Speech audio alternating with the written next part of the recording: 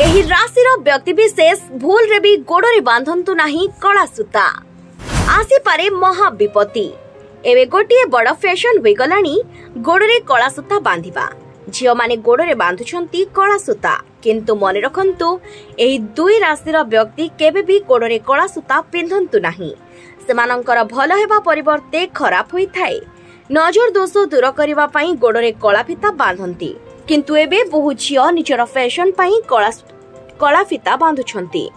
कहउछंती समस्ते बांधिलेनी आमे बांधिबा। जो कला फीता को आपण जानती मंगलवार दिन बांधिले आपणकर धनर अभाव रुहे नहीं।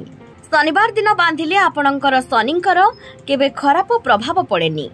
अनेक झियो माने सुंदर देखा जिबा पई सेमाने मध्य कला सूता बांधुछंती, किंतु मन रखंतु एही दुई राशि व्यक्ति विशेष जेते जिए कहिले भी केबे भी कला सूता बांधंतु नहीं।